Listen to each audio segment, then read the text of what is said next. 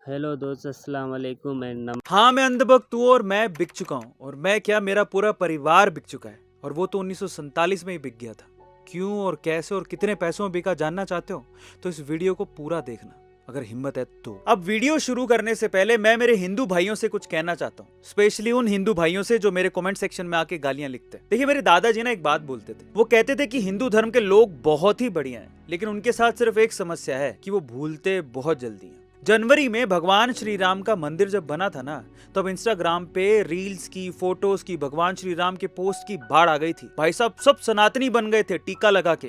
तो अब बिलीव नहीं करोगे, मुझे ऐसा लगता था कि अब सनातन धर्म के मानने वाले लोग जाग गए, हिंदू जाग गया। लेकिन 2 महीने बाद ही ये हिंदू मोदी और मोदी का नाम लेने वाले और मोदी को सपोर्ट करने वालों को गालियां निकाल रहे हैं। इसीलिए मेरे दादाजी कहते थे कि वो भूलते बहुत जल्दी हैं। और अफसोस की बात क्या है पता है? जो लोग पहले डीपी तक में भगवान श्री राम की फोटो लगा लिए थे, उनमें से कुछ लोग भगवान श्री राम की फोटो हटा के अब उस जर्मन शेफर्ड की फोटो लगा के बैठे। बाप रे।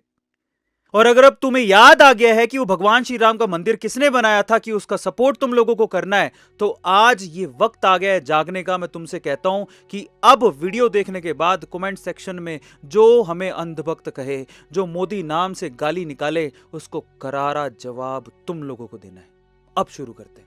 1947 में जब इंडिया पाकिस्तान का सेपरेशन हो रहा था ना, तब मेरे दादा और परदादा पाकिस्तान में थे। हमारी पुश्तैनी जमीन थी वहां पे। सेपरेशन के टाइम पे उनके सामने 2 ऑप्शन थे, या तो वो पाकिस्तान में ही रहते या फिर वो हिंदुस्तान आते। बाय द वे, मैं आपको बता दूं कि हम हिंदू नहीं हैं, हम अरोड़ा पंजाबी हैं। ना ही तो हम माइनॉरिटी हैं, ना ही हम हिंदू हैं। तो हमारे दादा परदादा पाकिस्तान में चाहते तो रह सकते थे, लेकिन उन्होंने किसको चुना पता है? उन्होंने हिंदुस्तान को चुना। जब उनसे पूछा गया ना कि क्यों आप हिंदुस्तान आए, हम भी पूछते थे अपने पापा से, फिर पापा ने दादाजी से पूछा था कि भैया आप हिंदुस्तान क्यों आए, तो जवाब क्या मिला पता है? वो कहते कि उस वक्त वो लोग जिस तरह से हिंदुओं को काटते थे ना, हमें समझ में आ गया था कि आज नहीं तो कल हमारा भी नंबर आ सकता है। और वो गलत नहीं थे। आप 1947 का पाकिस्तान का जनसंख्या का डेटा निकाल के देख लो। 1947 के सेपरेशन के टाइम पे पाकिस्तान में हिंदुओं की संख्या थी 20%, लगभग 20%। लेकिन आज के समय कितनी है पता है?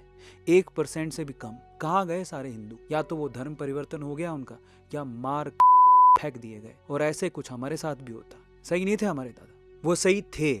और उसके बाद हम हिंदुस्तान आए, रिफ्यूजी कॉलोनी से, जीरो से हमारे दादा परदादाओं ने शुरुआत की। छोटे से घर में हम सभी लोग रहते थे और वहां से निकल के मैं यहां तक पहुंचा हूं, अपनी मेहनत से, बिक के नहीं। हमारे दादा परदादा अपनी पुश्तैनी जमीन छोड़ के, अपना घर बार छोड़ के पाकिस्तान से हिंदुस्तान आए थे। मेरे बाप दादाओं को भी पता था कि हिंदू धर्म से बड़ा कोई लिबरल धर्म है ही नहीं, और इसी वजह से उन्होंने हिंदुस्तान को चुना, और इसी वजह से हम सब लोग बिक गए। तो आप लोग बताओ कि हम क्यों ना बने ऐसे बंदे के लिए अंधभक्त जो हिंदू धर्म को सर्वोपरि मानता हो। और जब तुम लोग हमें कमेंट सेक्शन में गालियां देते हो और बिकाऊ बताते हो ना, तो तब तुम उस हर इंसान को गाली दे रहे होते हो जो पाकिस्तान से प्रताड़ित होके हिंदुस्तान आया था। तुम हर उस कश्मीरी पंडित को गाली देते हो जो कश्मीर से खदेड़ा गया था, और तुम हर उस सिख को हो जो 1984 के दंगों में था।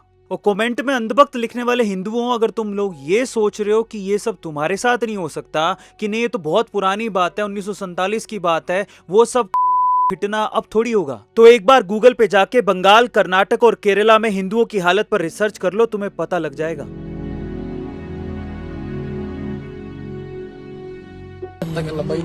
ಪಾಕಿಸ್ತಾನ ಜಿಂದಾಬಾದ್ ಅಂತ ಕೂಗುವಂದ್ರು, ಅಲ್ಲಾಹು ಅಕ್ಬರ್ ಕೂಗು, ಮೋದಿ ಬಗ್ಗೆ ಸಾಂಗ್ ಮಾಡಿದ್ದೆ, ನೀನು ಇಲ್ಲ ಸಾಯಿಸ್ತೀವಿ, ಕೂಗ್ತೀಯ ಇಲ್ವಾ ಅಂತೇಳಿ ನನ್ನ ಕೈಯಲ್ಲಿ ಒಂದು ಫೋಟೋ, ಶ್ರೀರಾಮನ್ ಫೋಟೋ, ಫ್ಲಾಗ್ ಎಲ್ಲ ಇತ್ತು, ಅದನ್ನೆಲ್ಲ ಕಿತ್ತು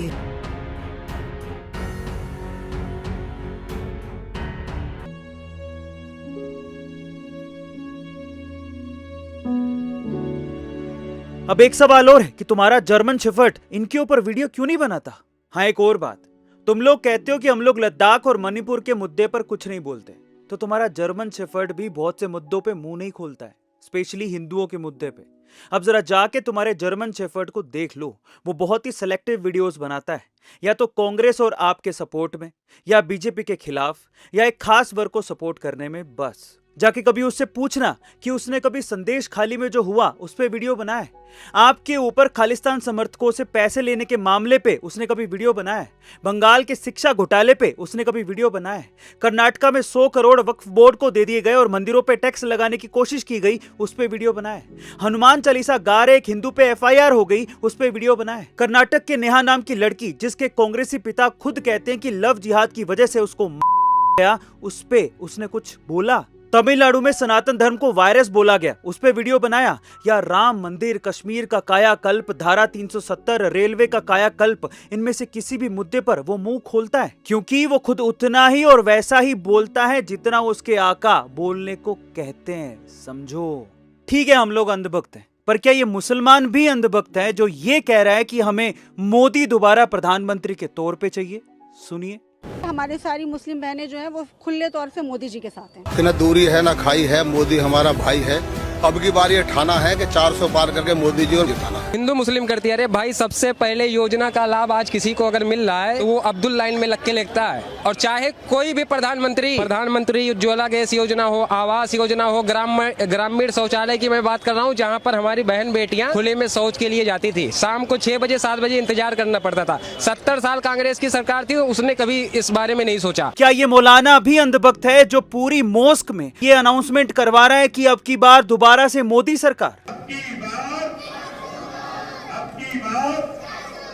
क्या पाकिस्तान के लोग जो ये कहते हैं कि हमारा वजीर आला भी मोदी जैसा होना चाहिए, वो भी अंधभक्त है क्या? हमें मोदी मिल जाए, हमें तो नहीं नवाज शरीफ चाहिए, ना बेनजीर चाहिए, ना हमें इमरान खान चाहिए, कोई भी नहीं, जनरल मुशर्रफ भी नहीं चाहिए।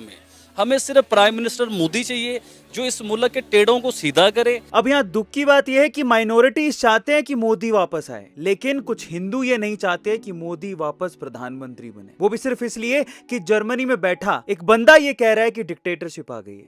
वाह, क्या बात है। अब तो मेरा इतिहास जान के तुम्हें समझ में आ गया होगा कि मैं और मेरा परिवार क्यों बिका। अब तुम्हारे जर्मन शेफर्ड की भी बात कर लेते हैं। एक वीडियो देख रहा था मैं उसकी, इसमें वो कहता है कि 12th करने के बाद उसके पिताजी, उसके पापा खुद कहते हैं कि हिंदुस्तान के 3rd क्लास कॉलेजों में पढ़ने की बजाय अच्छा है कि तू बाहर चला गया। फिर उसे बाहर भेजा गया। जर्मनी में उसने पढ़ाई करी, वहीं पे ही वहीं की लड़की से क्रिश्चियन तौर तरीके से उसने शादी करी। तुम उससे कैसे उम्मीद कर सकते हो कि वो हिंदुस्तान के बारे में सही बताएगा, हिंदुओं के बारे में सही बताएगा, भारत की किसी भी चीज के बारे में सही तरीके से आकलन करेगा? यही मूर्खता है तुम लोगों की। और कभी कभार मुझे ना जो कमेंट में हिंदू, चलो दूसरों का तो समझ में आता है, जो हिंदू कमेंट में गलत गलत लिखते हैं उन पे तो मेरे को हंसी आती है। जिस दिन गजवाए हिंद हो गया, कट हो गए, और उस वक्त तुम कहां जाओगे? हमारे दादा परदादाओं के पास तो फिर भी ऑप्शन था हिंदुस्तान का, लेकिन हिंदुस्तान में जिस दिन गजवाए हिंद हो गया, तुम कहीं के नहीं रहोगे। एक बात सुन लो तुम लोग, हिंदुओं के लिए सिर्फ पूरी दुनिया में एक ही देश है और वो है हिंदुस्तान, और उनके अस्तित्व को ऊपर तक ले जाने वाला सिर्फ एक ही इंसान है और वो है नरेंद्र मोदी, जिसको तुम कमेंट में भर भर के गालियां निकालते हो। और जो लिखते हैं ना कि कमेंट में अभी अनसब्सक्राइब करके जा रहे हैं, भाई तुम जाओ, तुम्हारे जैसे लोगों की जरूरत ही नहीं है मेरे को। तुम अभी जाओ अनसब्सक्राइब करके, क्योंकि जो हिंदू अपने देश का ना हो सका, मोदी का ना हो सका, जिसने हिंदुस्तान के लिए, इस भारत के लिए क्या क्या किया है, वो मेरा क्या होगा? मुझे जरूरत ही नहीं है। अब आते हैं तुम्हारे दूसरे इल्जाम पर, जिसमें कमेंट सेक्शन में तुम लोग लिख रहे हो कि मैंने पैसा खाया, या बीजेपी से मैंने कितनी दलाली ली। नहीं, मजा आ रहा है ना? या फिर क्रिएटर अवार्ड में मुझे बेस्ट क्रिएटर का अवार्ड चाहिए, इस वजह से मैं ऐसी वीडियो बना रहा हूं। बहुत बढ़िया, बहुत ही बढ़िया।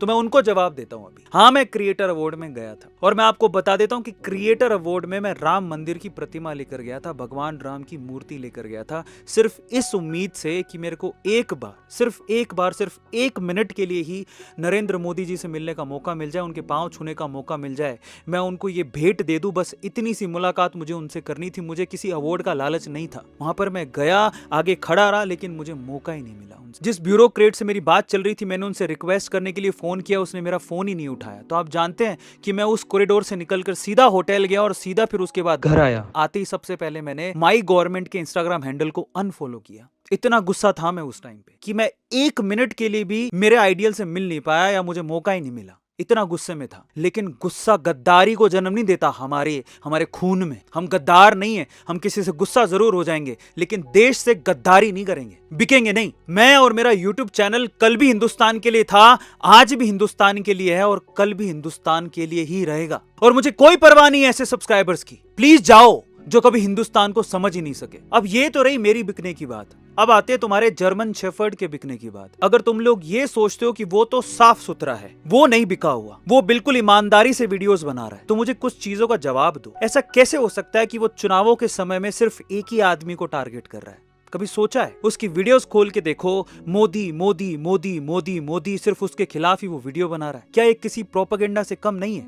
इतनी फ्रिक्वेंटली वीडियो डाल रहा है, मुद्दे और भी हैं। वो पहले और भी वीडियोस बनाता था, मैं खुद बताता हूं, मैं खुद उसके वीडियोस का फैन था, लेकिन अभी नहीं हूं, क्योंकि वो खुद साजिश कर रहा है। कैसे साजिश कर रहा है? मैं एक लाइन बोलता हूं, जो आप उसके कमेंट सेक्शन में जाके उससे पूछ लो कि इसकी सच्चाई बता, वो बता दे तो मैं गारंटी देता हूं। उसको बोलना इंडिया सैम, यूएस जोई, और उसके बाद तेरे अकाउंट में डॉलर से जो पेमेंट आई, तू अपना बैंक अकाउंट से अपने डॉलर के पैसों का हिसाब दे दे भाई, मैं मान जाऊंगा। हमें भी पता है कि वो कहां से स्क्रिप्टें लिखवाता है, उसको पैसा कहां से मिलता है। इसलिए अगर तुम लोग ये सोच रहे हो कि वो तो दूध का दूल्हा है, तो वो नहीं है भाई। उसके चैनल पर जाकर देखो कि अचानक से उससे पूछना कि चुनाव पर सिर्फ एक ही आदमी को टारगेट क्यों चल रहा है, और मैं उसका रीजन भी बता देता हूं कि वो क्यों कर रहा है। देखिए, समझिए, नरेंद्र मोदी पूरे भारत का पहला ऐसा प्रधानमंत्री है जिसके सामने यूएस का प्रेसिडेंट भी फीका पड़ गया। जब लिस्ट आती है ना टॉप लीडर्स की, नंबर 1 पे मोदी है, 6, 7वें नंबर पर उनका राष्ट्रपति आता है, और वो कभी नहीं चाहते कि भारत इतना सशक्त बने, कभी नहीं चाहते। और ये सब हो रहा है सिर्फ नरेंद्र मोदी की वजह से।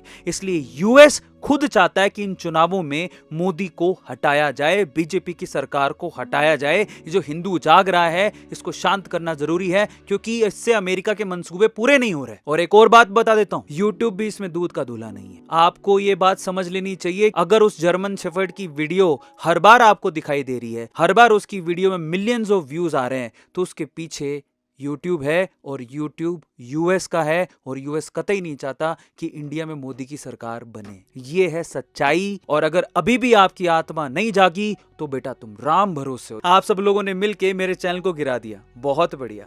लेकिन मैं आपको एक बात बता देता हूं कि मेरे देश के लिए और नरेंद्र मोदी के लिए ऐसे हजारों चैनल कुर्बान हैं। और लास्ट में क्रिएटर अवार्ड में आए 3-4 हजार इन्फ्लुएंसर से भी